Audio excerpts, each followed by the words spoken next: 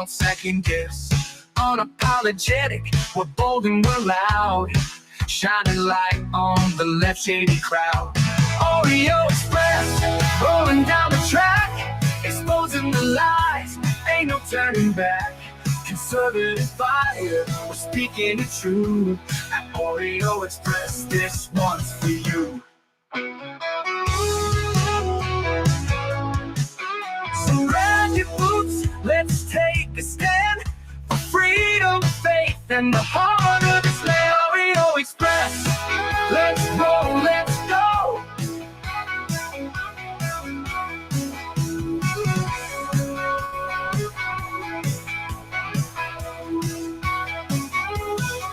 So grab your boots, let's take a stand for freedom, faith, and the heart of this land. Oreo Express. Celebrate our newest launch, Rev 7.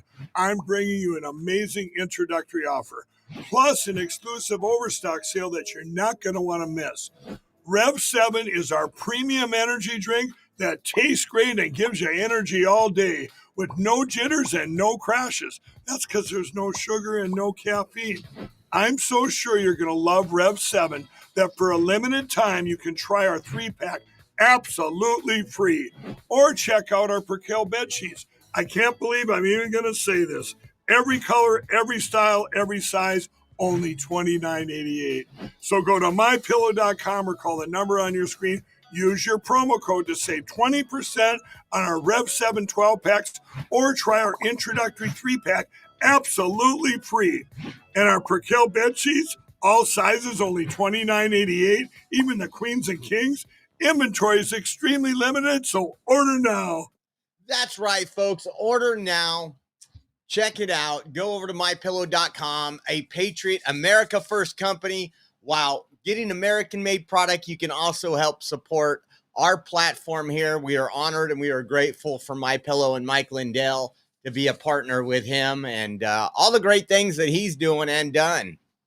Welcome back to the Oreo Express, show 2 today. Thank you. It is still Monday, September 29th. We got a lot of stuff going. We got the Democrats demanding a shutdown. They tried to negotiate. When you hear the things they want, you won't be surprised. I'm talking like $500 million for PBS and NPR, the places that we voted to defund. These are the things they're putting in there and a lot more. Also, YouTube agrees to a settlement of like close to almost $25 million for banning Trump's channel. The censorship, that's maybe I can get like 1.2 million. If I get 1.2 million, everybody's going to be happy here. We'll talk about that. We'll also talk about Trump meeting with Netanyahu and Trump's plan to end the war in Gaza. Let's pray. I said that beforehand. Pray that this could come to a peace deal. The hostages get returned. The bodies get returned. And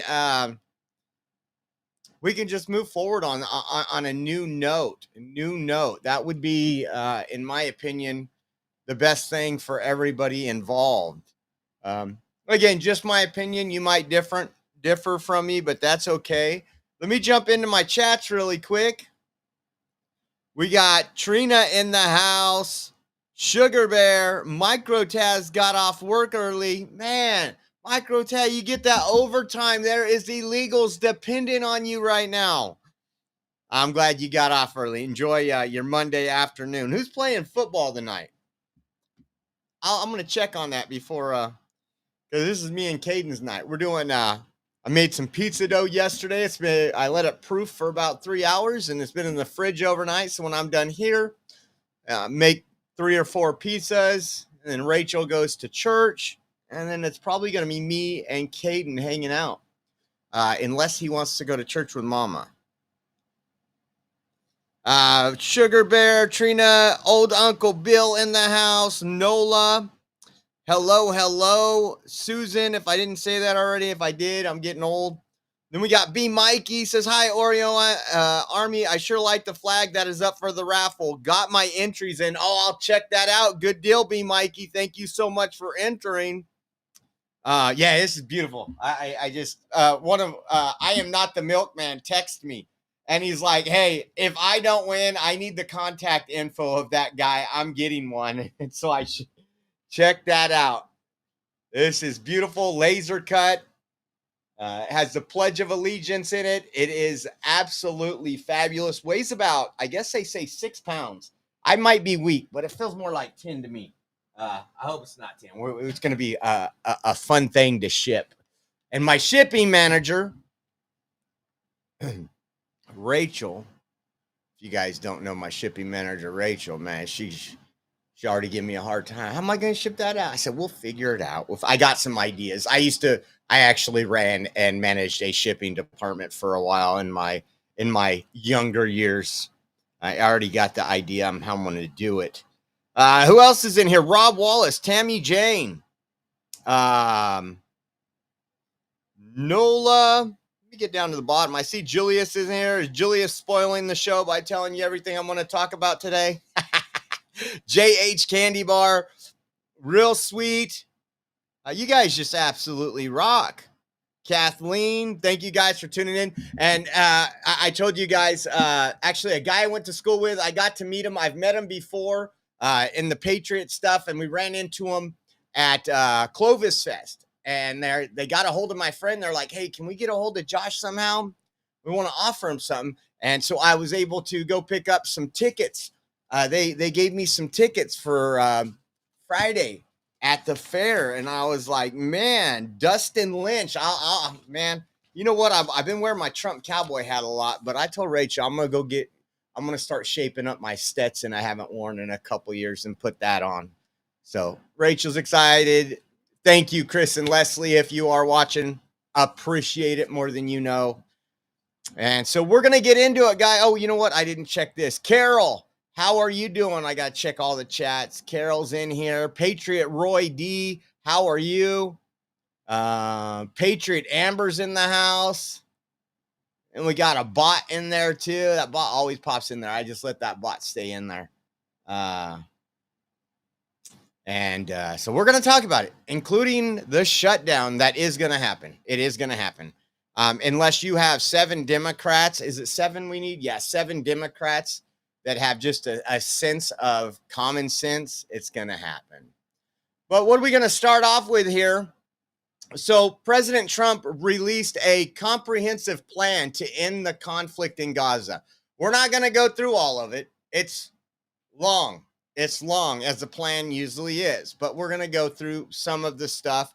And, you know, when I was reading this plan, I was like, if you would have asked me if this kind of plan was possible in, what was it, late January, early February, when we were going to build a Trump hotel right on the water in Gaza, on the Gaza Strip. And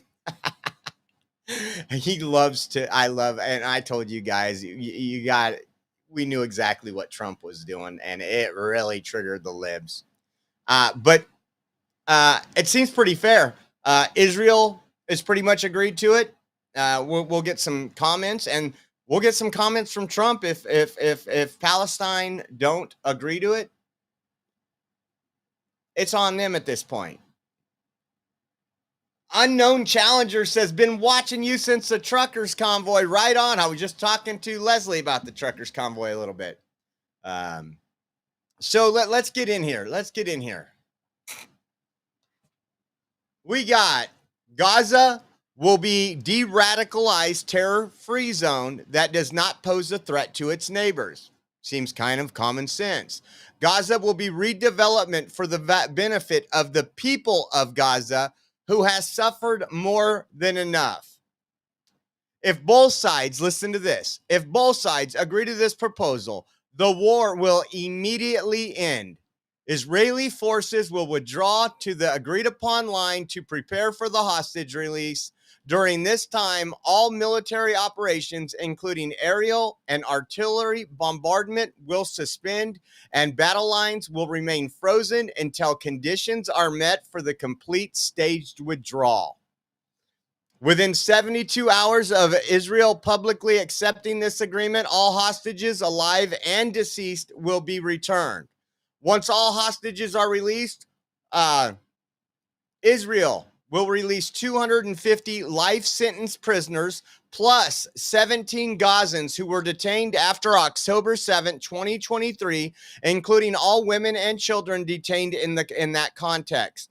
For every Israeli hostage who remains are released, Israel will release the remains of 15 deceased Gazans.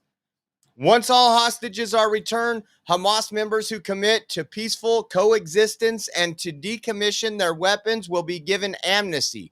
Members of Hamas who wish to leave Gaza will be provided safe passage to receiving countries. It says, upon acceptance of this agreement, full aid will be immediately sent into the Gaza Strip. At minimum, aid quantities will be consistent with what was included in the January 19, 2025 agreement regarding humanitarian aid, including rehabilitation of infrastructure, water, electricity, sewage, rehabilitation of hospitals and bakeries, and entry of necessary equipment to remove rubble and open roads. And you can look how long this is.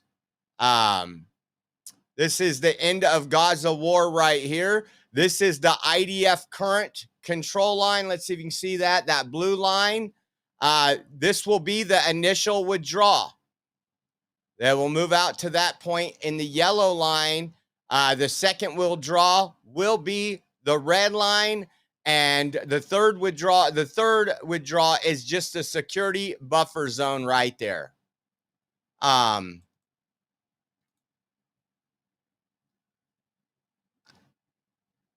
I pray and I hope that we can just end this. It's been a distraction. And there's a lot of innocent people losing their lives. Bottom line. And if we can prevent more people, listen to the countries. Listen to the countries he's already spoke to. I think this is pretty big right here. And I want to just say that my meetings and dialogue that we had with so many countries, Saudi Arabia as an example, the king is a phenomenal person. The Emir of Qatar, he's an incredible people. UAE, and that's MBZ and ABZ. We're totally involved. These are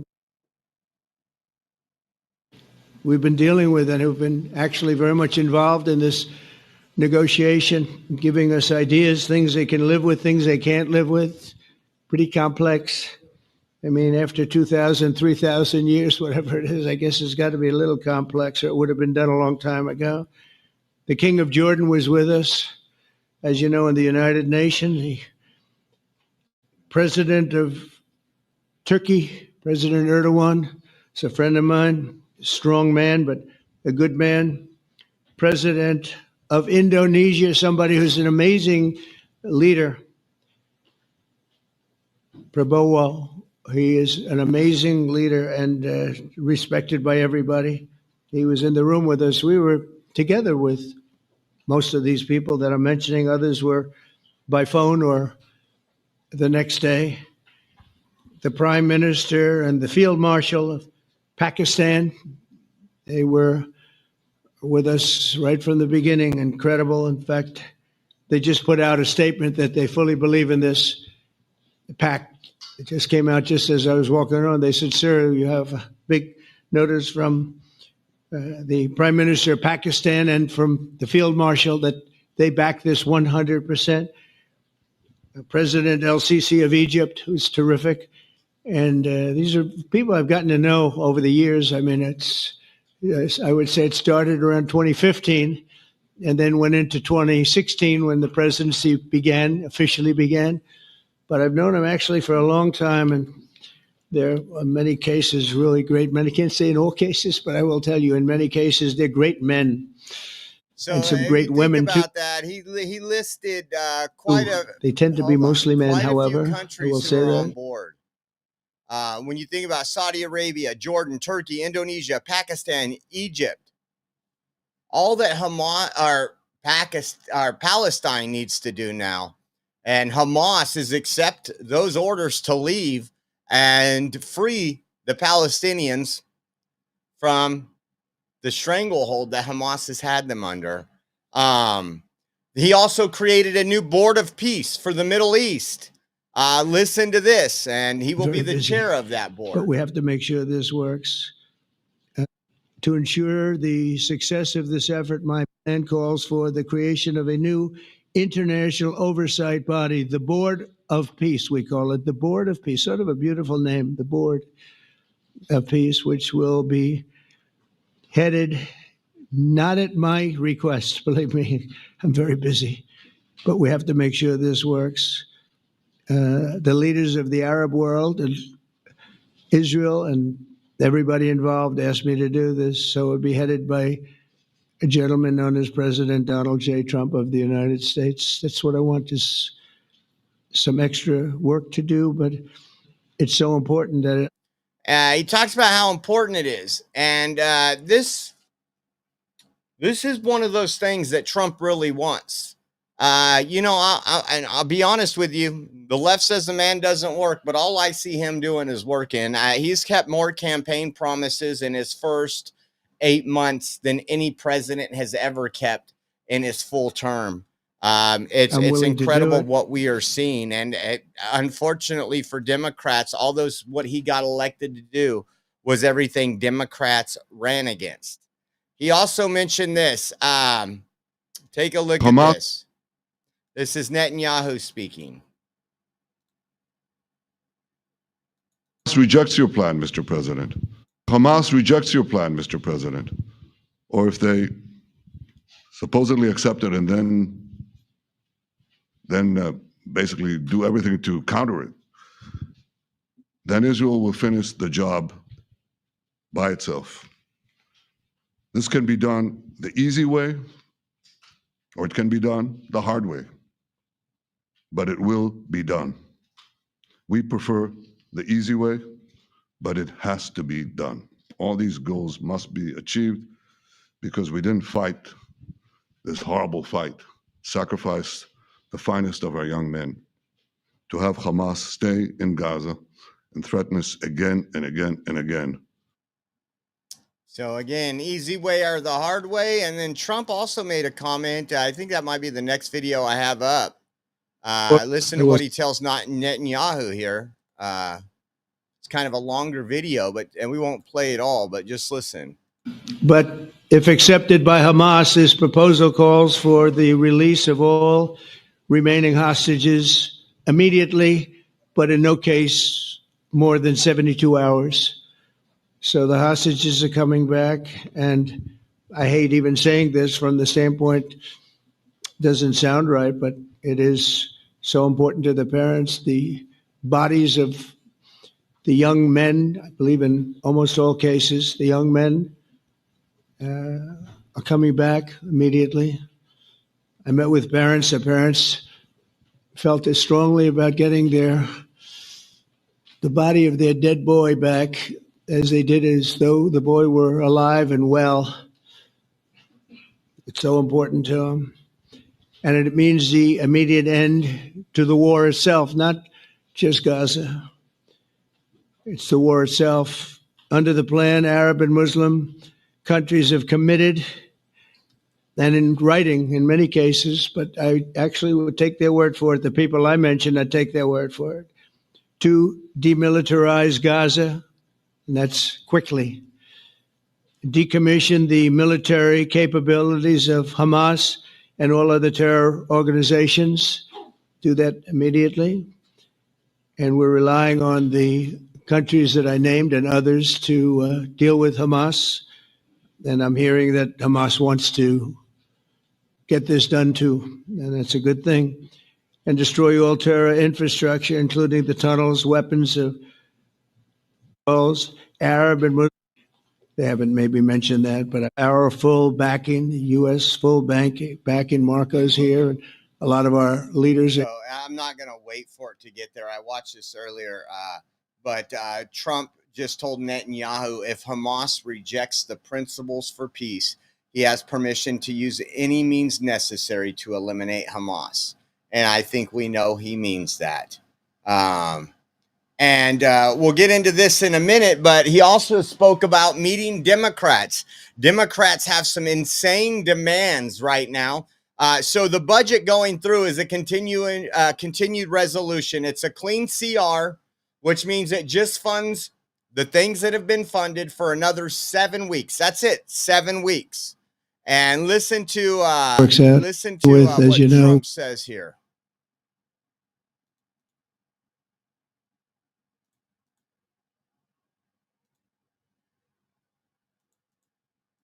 I'm meeting with, as you know, a couple of Democrats in a little while about the country, about keeping our country open.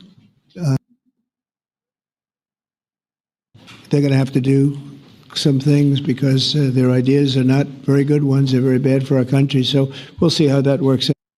And that they are very bad for our country. And we're going to get into that here in a minute. We got another one.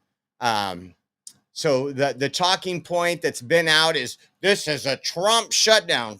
The House passed the budget. It's Democrats that refuse to vote on it. Elections have consequences, and Democrats are trying to hold American people hostage.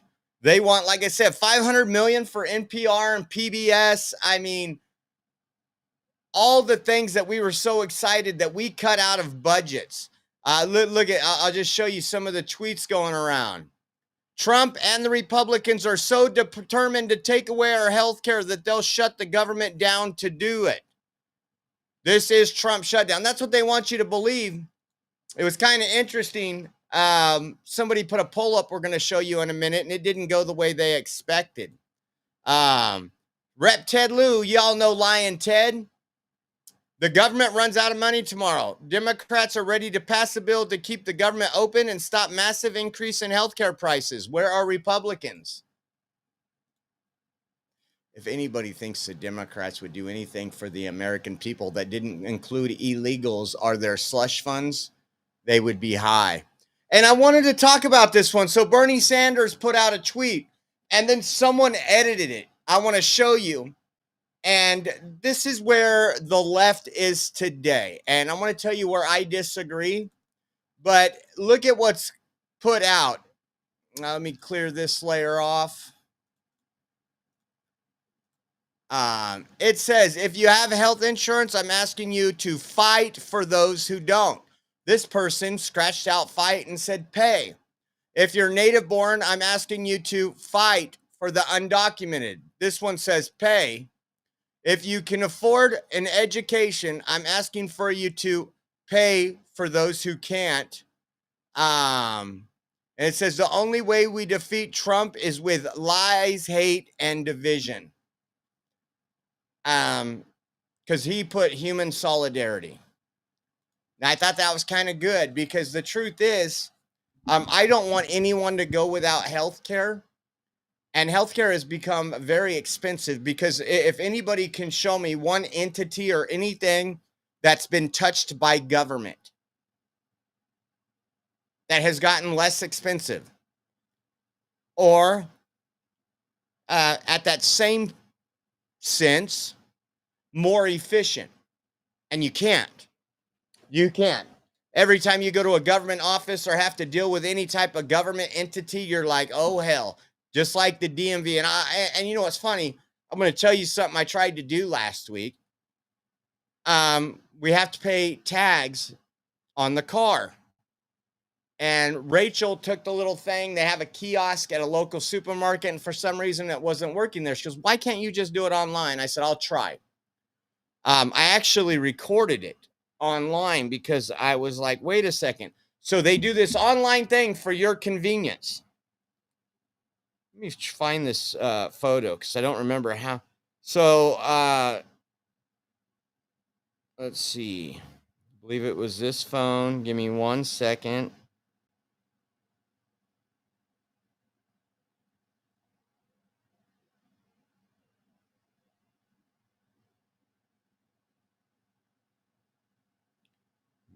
Circle K. Okay, here it is. So in order for me to pay online, which takes no employees, We have an online shop. I know how much it costs to do a transaction, and it's close to nothing. They want a $49 service fee. This is your government. And then there was another fee, a BPA credit card fee. So there's a service fee and a credit card fee. Again, the service fee is $49. The BPA credit card fee is $16.92. So we're looking at $66 or whatever that adds up to, just so I can pay my registration online. That's the government working for you. And ever since Obamacare, the year after Obamacare, we had large increases. We've had large increases ever since. Democrats don't say anything about it. Because again, they want you on a single payer healthcare system. They want where you are getting your healthcare rationed, and trust me, it's already like that in many areas. I know people that had lost their job, that had to go on things on some type of government healthcare, and I was talking to a friend not too long ago, and they got health insurance for their child. They live right here, about a couple blocks away. And the only doctor that they would give them was out in the hood somewhere, probably a doctor that don't even speak freaking English. And so much different from when they had their job and they were a private payer of healthcare. Well, when they called the doctor, and guess what they said for the child's checkup? It was over 3 months out. That's government system. That's rationing of healthcare. And it might be different in your area. There's areas that aren't as populated. I know the doctor that I've went to for years, I don't have insurance right now. We're working on getting it next month. We're going to try, because there's a lot of medicines I'm not taking right now that I need to be. And a lot of those don't accept the government insurance because of what they say they'll pay. When private insurance pays $96 for, I'm just using this example, for a hospital or a doctor's visit, and the government one says, we'll pay you $63. And they're like, don't need you. We have plenty of patients right here. We're not going to get robbed. We're not going to be told what our value's worth. And there's so much crap inside health insurance that raise your price. It's not, you think that $96 goes to the doctor? It doesn't. And so I don't think we're in a place right now. I think our healthcare system is so screwed up. And I can tell you, for my mom died of cancer not too long ago. You guys remember that? I was in the hospital prior to COVID and through COVID with some serious health problems, where I was hospitalized 6 or 7 times for an average of 9 days. And it taught me a lot. But our system was screwed up. When you are having a serious problem and they're worried about you, and you get to sit in an emergency waiting room on a gurney in a hallway for 24 hours until they can get you something, a bed, or at least a private room, while you have all these stuff hanging. I was like, this is America? This is America? And unfortunately, it is. Elizabeth Warren said this. She said, our healthcare system was already in crisis before Republicans came in and slashed $1 trillion. Here's the truth. Our system can't absorb these cuts and keep providing healthcare to everyone who needs it. Any budget we must pass must restore healthcare. Well, at least she said the one part right, that our healthcare system was already in crisis. It has been since we got the government involved. The government gets involved with anything, it's not going to be more efficient. It's going to be a lot more costly. And when I say that, I do want people to, I want you to have affordable health insurance. But that's never going to happen as long as the government's competing with private industry.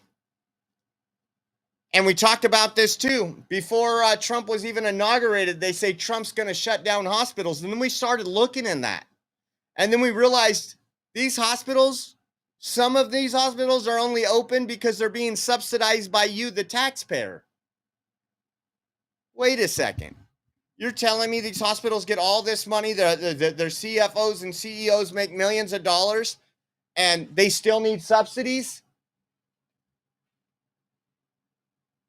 We paid, shoot, $9.4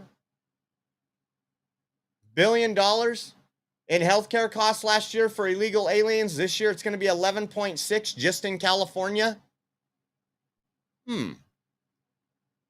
Imagine if we put America first. Imagine if we put America first. Now, this was epic. Andrew Chang, who thought this would go the other way, put out this poll. I'm going to put this up here. Take a look at this poll. I thought it was epic. There we go. If the government shuts down this week, who would you attribute it to? 22 says Trump and Republicans. 61% says Democrats. 12.5% says both parties, and 3.2 says, I don't know, I don't have an opinion.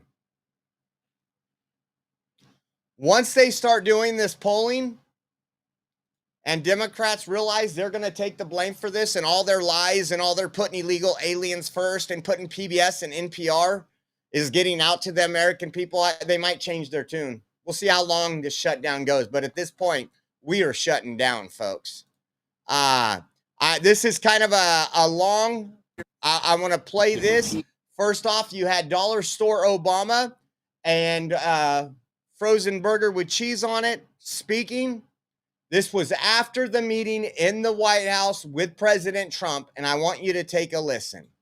It's so funny how you have two polar opposites. Listen to this.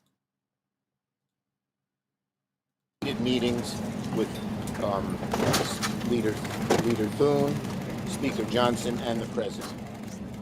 We have very large differences on health care and on their ability to undo whatever budget we agree to through rescissions and through impounding, as well as pocket rescissions.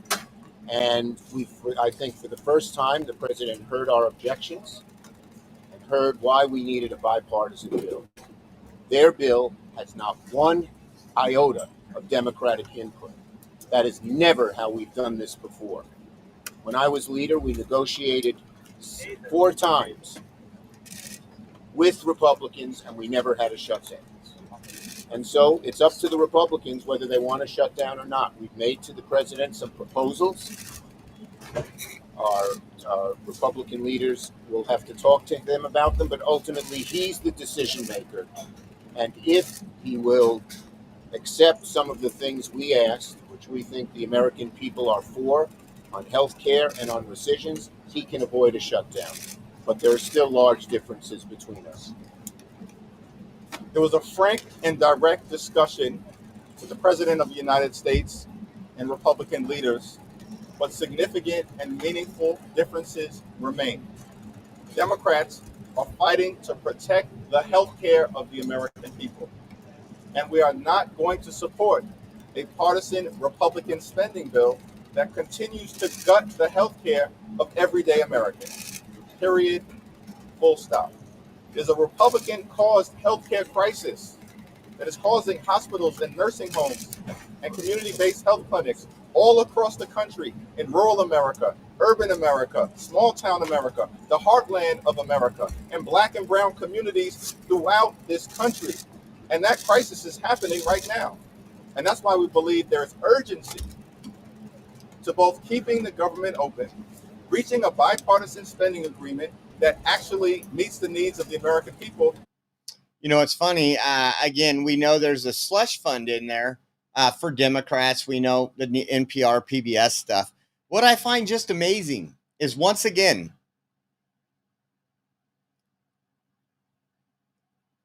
they want socialized medicine. That's what they're pushing for. Democrats have wanted it prior to Obama. They tried to get it under Obama with Obamacare, where it was going to push people off. They even tried to make the insurance so cheap.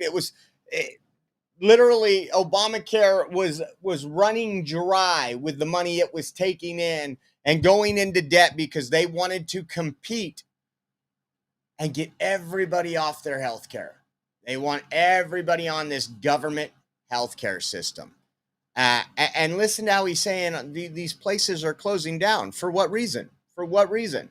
Do they not have patients? in terms of their health, their safety, their economic well-being, and quality of life, while also addressing the dangerous Republican healthcare crisis. We laid out to the president some of the consequences of what's happening in healthcare. And by his face, Oh, sorry.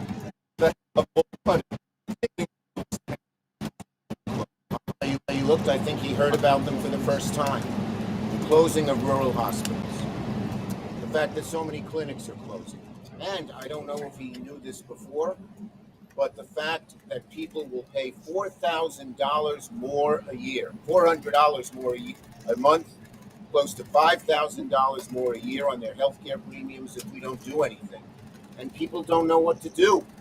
The average working family can't afford that. I told him how I met a mother who was crying to me because her daughter had cancer.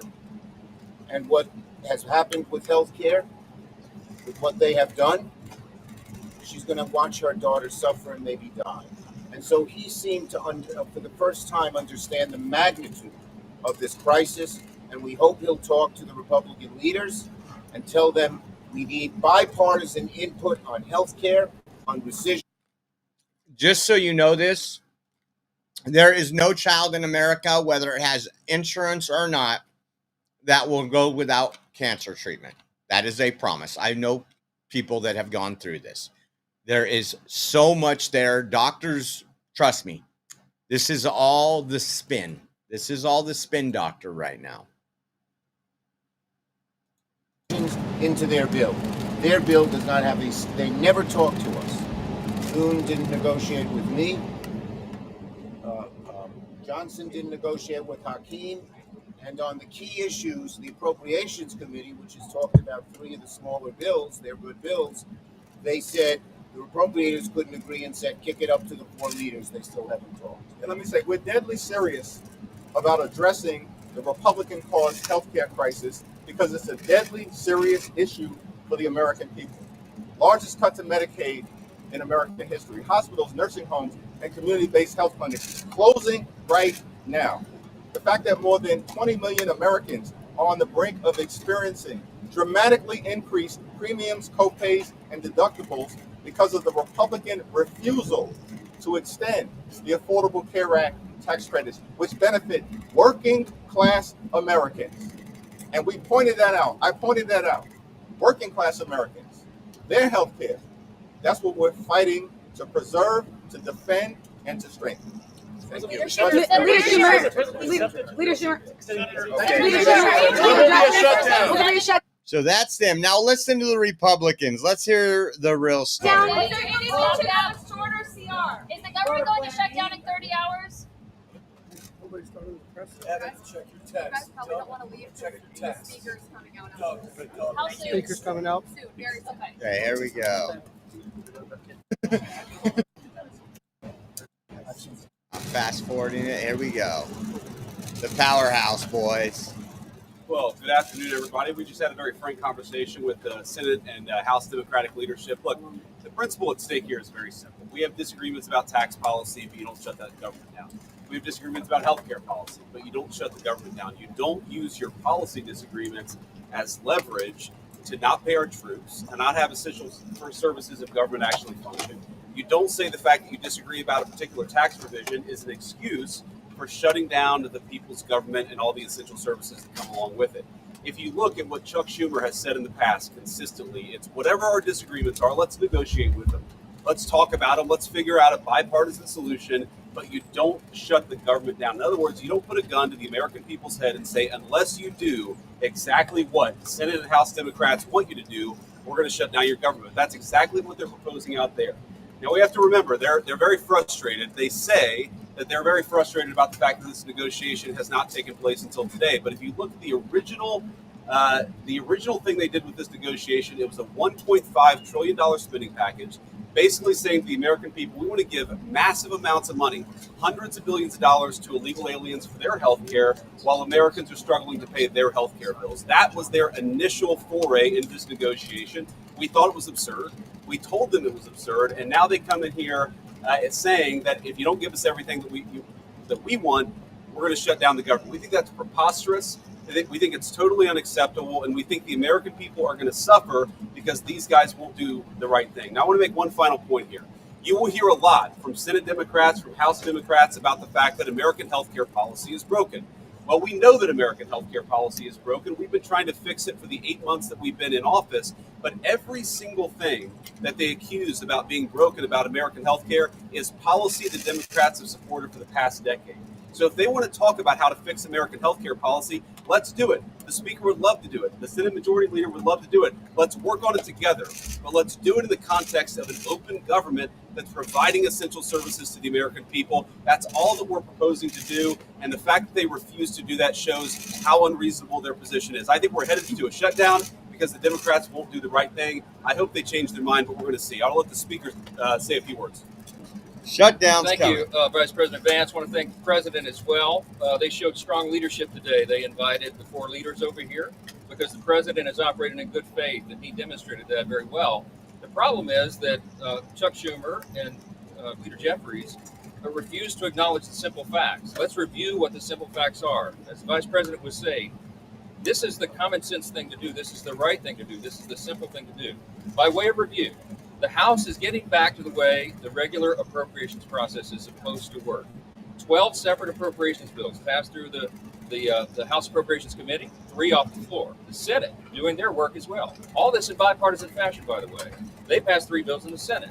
Those bills don't match up exactly. So for the first time in years, since 2019, you have a conference committee that is being constituted between the House and the Senate. This is the way a bill becomes a law. They work out the differences.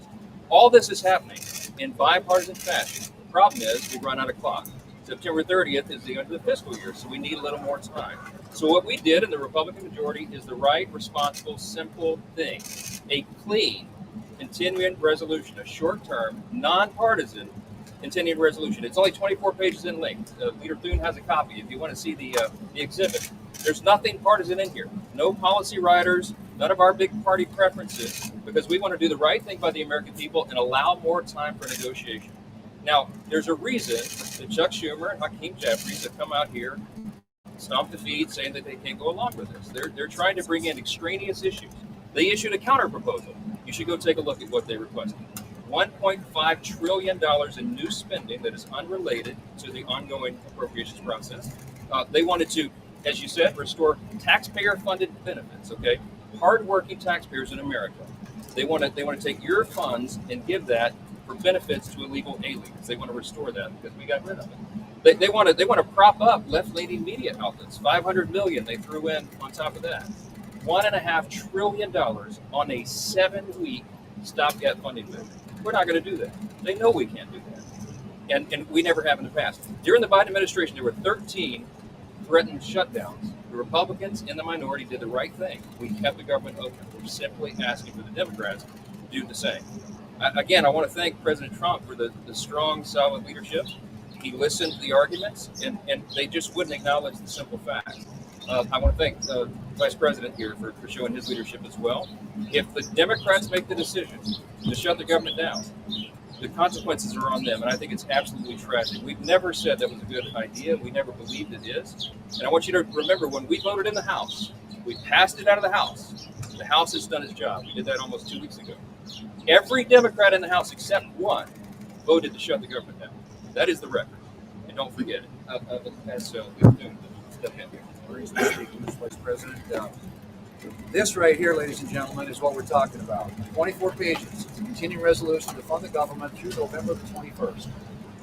I don't know where they're saying this is some huge partisan thing. This is something we do fairly routinely. And when the Democrats had the majority on 13 different occasions, they had the majority, President Biden was in the White House, we passed continuing resolutions to fund the government. This is purely and simply hostage taking on behalf of the Democrats. Republicans are united. House Republicans, Senate Republicans, President Trump. The House has passed a clean funding resolution to fund the government until November the 21st. It's clean, it is bipartisan, and it is short term. But it gives us enough time to finish the appropriations process, which is the way we should be funding the government. So Republicans in the House, Senate, President united, they passed the bill. This is sitting right now at the Senate desk. We could pick it up and pass it tonight. They pick it up and pass it tomorrow before the government shuts down. And then we don't have a government shutdown. It is totally up to the Democrats because right now they are the only thing standing between the American people and the government shutting down. We're all in favor of funding the government. And this is something that's been done routinely 13 different times by the Democrats when they have the majority. So it's to me, it's purely a hostage-taking exercise on the part of the Democrats.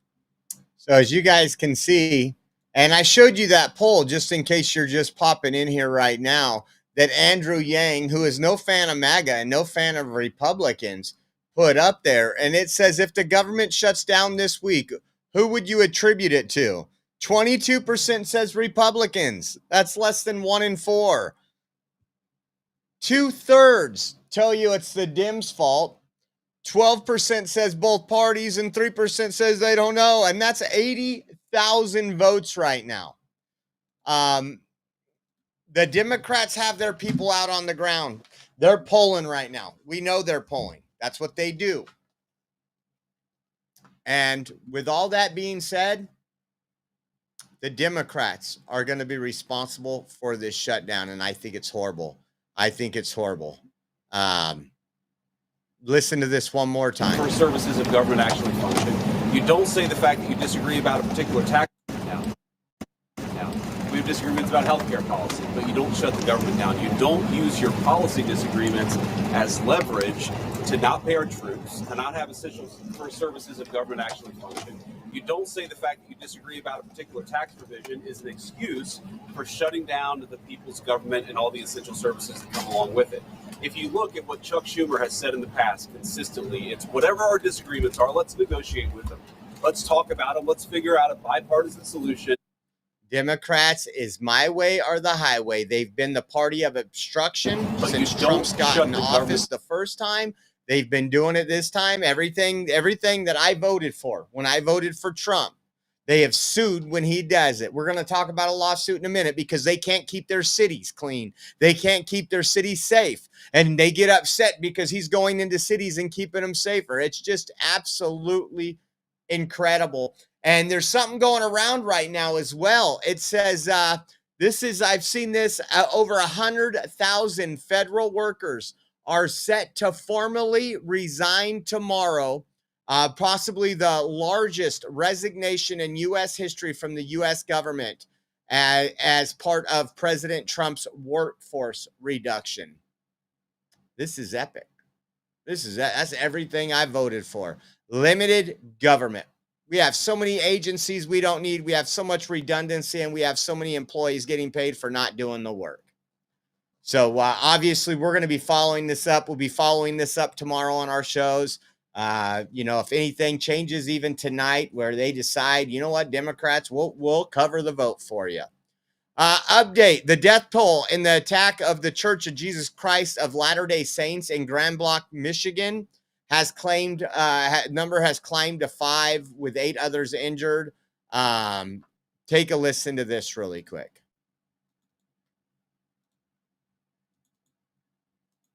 Now, an update, this left people dead, 8 people injured. As I said, this is an evil act and does not define Grand Blanc or who we are. At this time, what we know is everyone has been accounted for. That's the big spot. They weren't sure. We were told numerous people this morning were unaccounted for. Now 5 dead, 8 injured, and they say everybody is accounted for. So we don't have any, hopefully we won't have any more surprises coming up. Now let's get into some of the craziness. We got a couple crazy things. You white people are extremely bad, by the way. I didn't know if you know that, but that's what I'm hearing from folks that hate this country, support DSA, support communism. But first, meet Nushelle Chance, assistant professor at Fort Hays State. She says Charlie's murder is karma and thinks white American men are dangerous animals. What animal am I? Am I a lion? Am I a lion?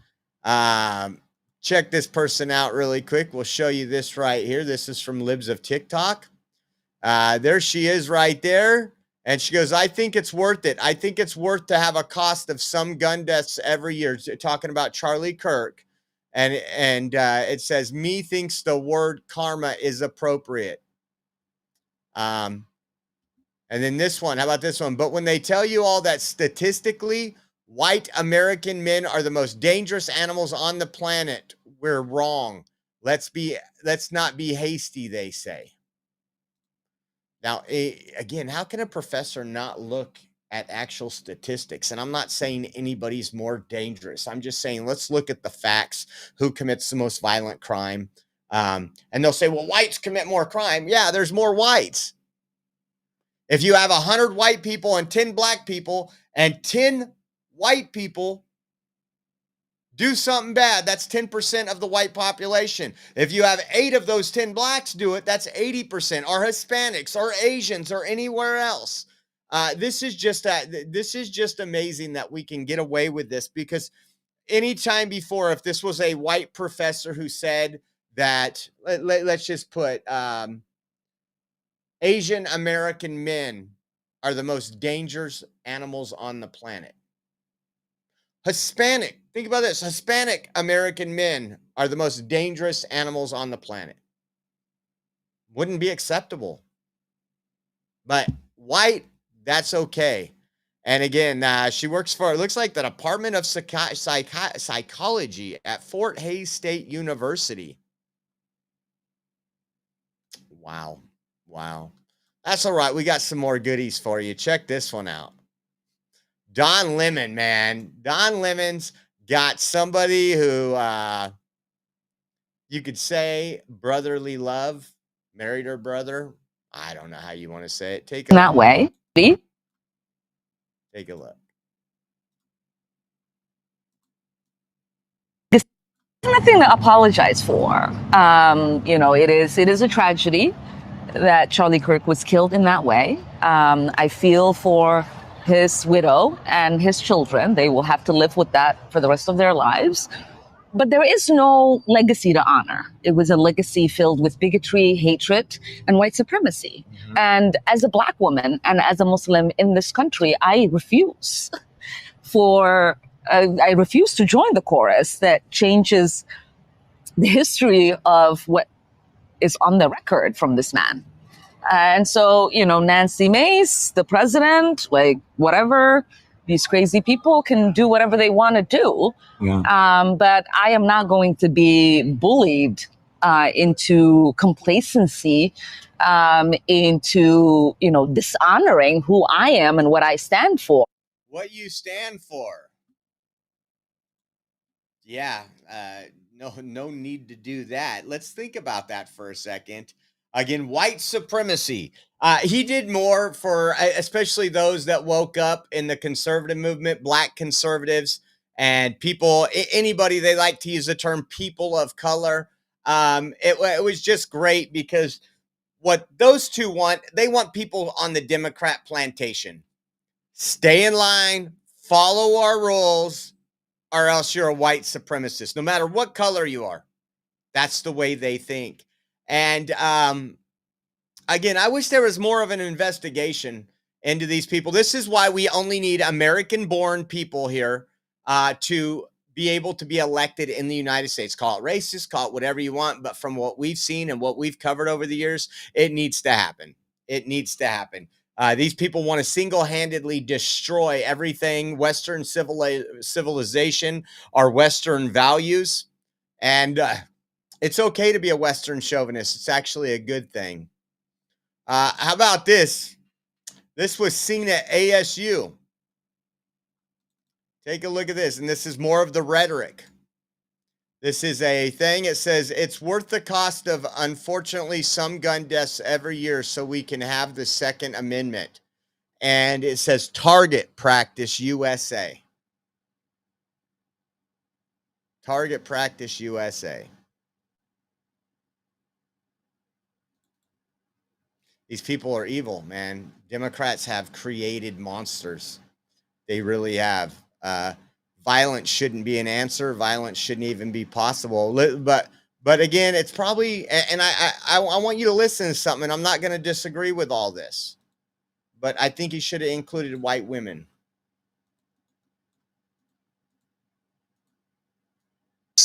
Men who look like you, men who vote like you, and men who sound like you. White men, something is broken. Something is cracked deep inside when so many of you believe the answer to fear, to loss, to change is violence. Are you listening to me? I hope I'm saying it loud enough for the people in the back. Let me help. So I could see if he said white leftist men, white Democrat men, or even female Democrats. They are the party of intolerance. They are the party of violence. But even with all those Democrat men doing everything they're doing violence, they're still not the most violent in the country per capita. But he knows that. He knows that. I want to see something. I want to see if I can find an old video, because before he was paid to say this and before he was spewed, let me see. Watch this. See if I have it saved.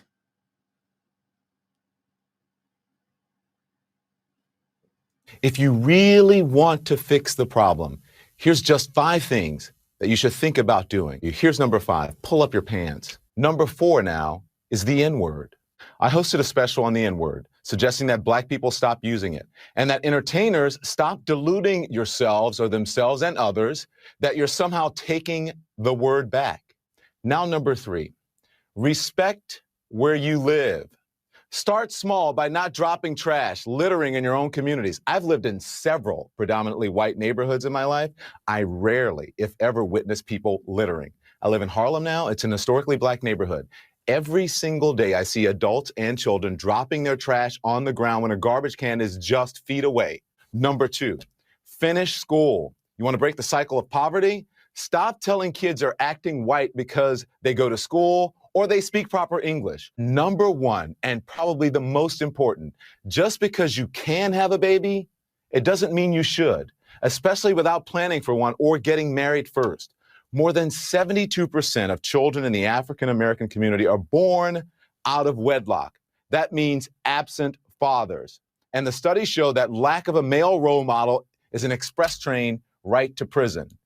And the cycle continues. So please, Black folks, as I said, if this doesn't apply to you, I'm not talking to you. Pay attention to and think about what has been presented in recent history as acceptable behavior. Pay close attention to the hip hop and rap culture that many... You're hired, Don. You can do the second show every day. Oh, yeah, this is before the rhetoric. This is before you're paid to say things. You're a Black gay guy. Get back on the plantation now. Now, damn it. Just absolutely incredible what we've seen over the years and the hypocrisy. Speaking of what's going on, you know what? Again, it seems like most people had common sense. Bill Clinton was the first MAGA president, really, in my lifetime. And Joe Biden and Hillary Clinton, they wanted those damn borders shut. We're going to talk about some border stuff or some immigration stuff going on. But first, let's listen to Chucky Schumer. This is an anti-fraud amendment. Over where we go, people say, well, why can't you stop illegal immigrants or others from coming here? And the number one answer we give our constituents is when they come here, they can get jobs, get benefits against the law because of fraud. And here... What did he just say? Let's back that up, Chucky. Immigrants or others from coming here. And the number one answer we give our constituents is when they come here, they can get jobs, get benefits against the law because of fraud. And here, the gentleman from Florida has put together the most effective anti-fraud measure we can find without it changing the actions of the government one bit. And we find all this opposition. Ladies and gentlemen, of this chamber, what I worry about is that this bill, which started out with good intentions, whether you agree with it or disagree with it, is going to end up being the same kind of thing that the public gets angry with us on. We say we're doing something, and we do nothing. Because every time someone makes a rational and small proposal to get something done, people say, well, what about this hypothetical, that hypothetical, et cetera. I urge support of this amendment. If you believe you want to stop fraud in immigration, you have no choice but to support this amendment. So I agree with you, Chucky. They shouldn't be able to work here. They shouldn't be able to get our benefits if they've came illegally. Isn't that crazy how things change? How about this? Oregon is suing the Trump administration. While they have 200, I believe it's about 200 officers deployed. We've covered Portland pretty regularly. When Portland was out of control. Take a listen.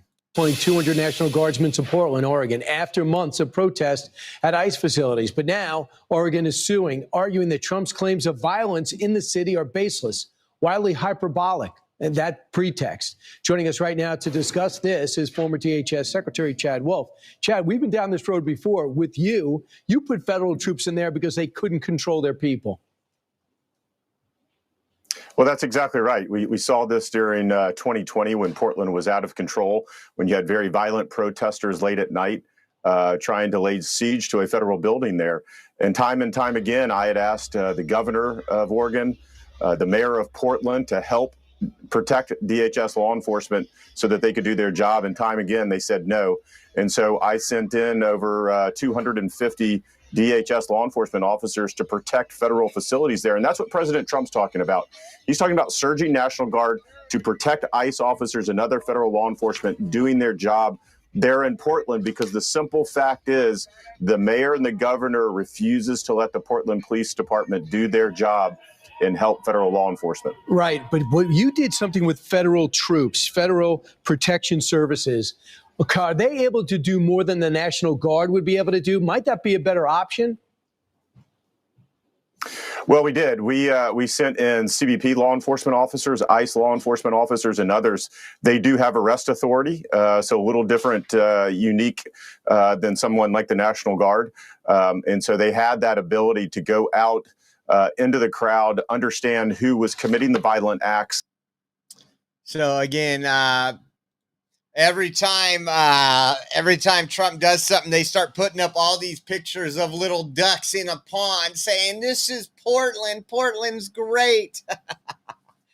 I just can't anymore, guys. I just can't. We're going to be following up on Portland tonight, too. I don't know if we'll do another live stream that you might want to look for one, but there is a chance if the rubber meets the ground, what I seen last night in our live stream wasn't worth a 13-hour drive and getting a rental car? Let me look at that. Let me see, map.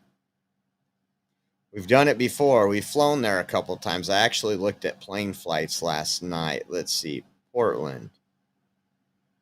Directions. Is it 13 hours? About 12 hours. About 12 hours.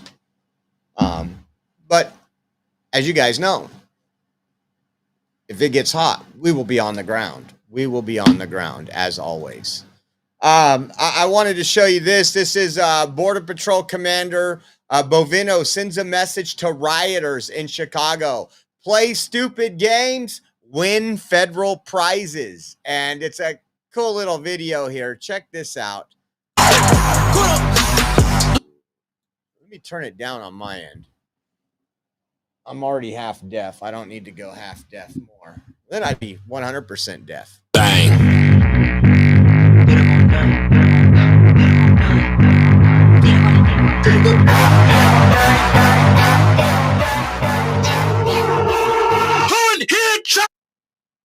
Look at him go. Look at him go.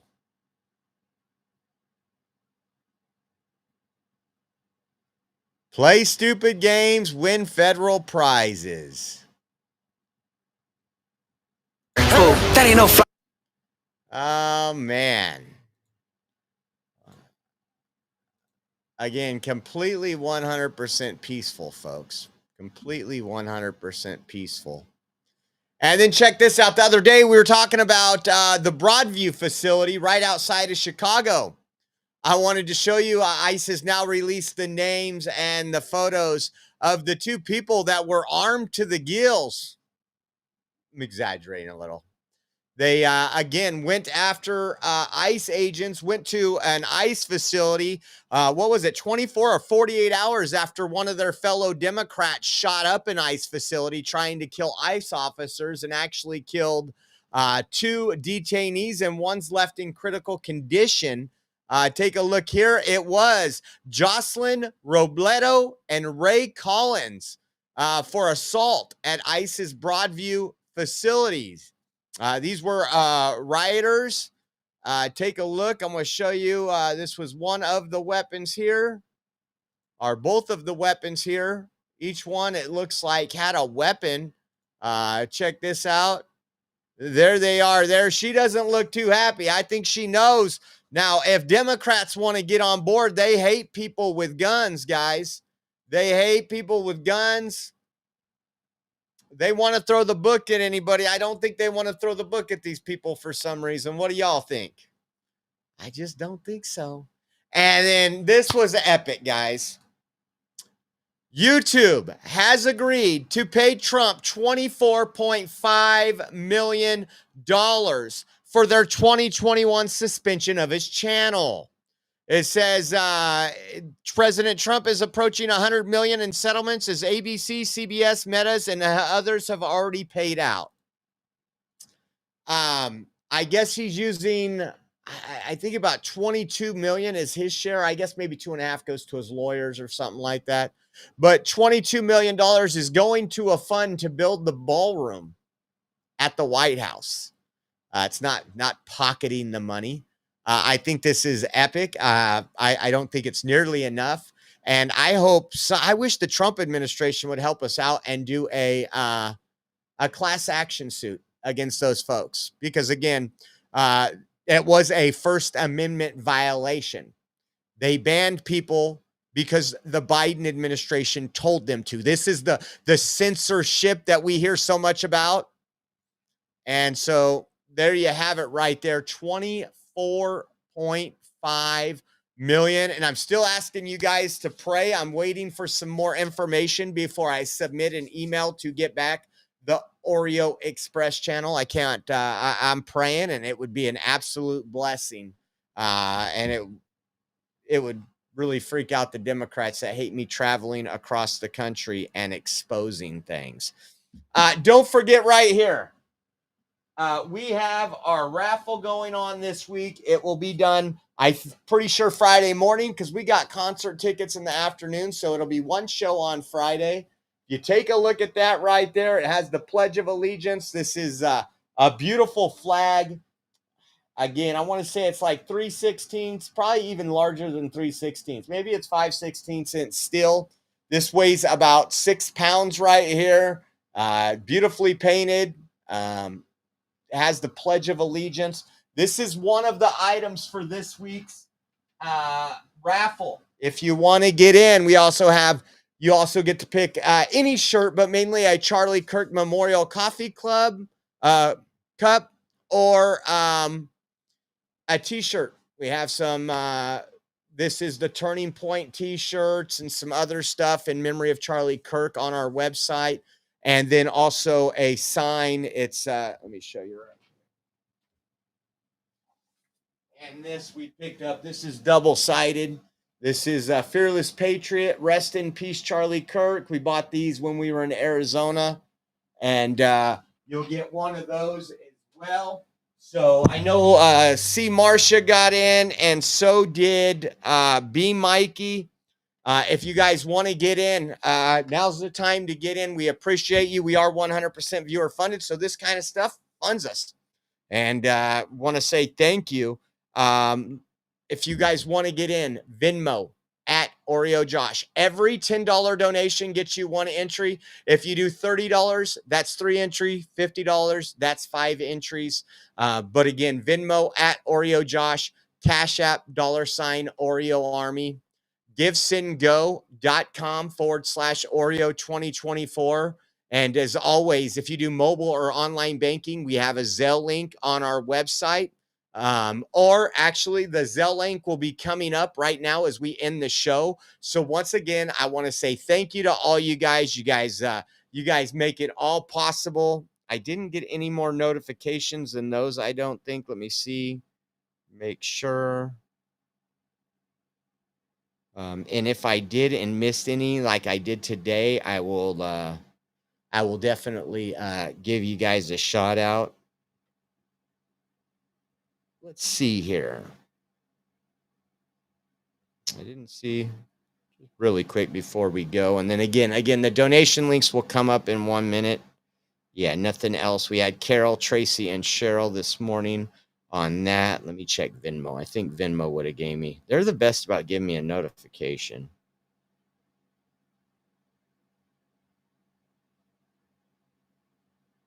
And Kaylee did this morning and nothing after that. So thank you guys.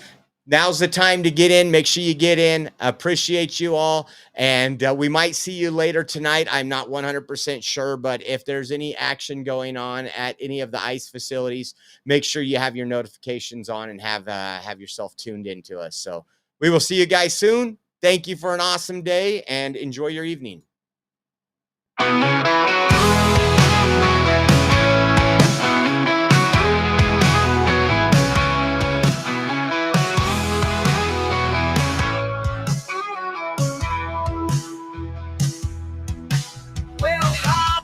The Oreo Express, where truth don't hide and we don't second guess. Unapologetic, we're bold and we're loud, shining light on the left shady crowd. Oreo Express, rolling down the track, exposing the lies, ain't no turning back. Conservative fire, we're speaking the truth. At Oreo Express, this one's for you.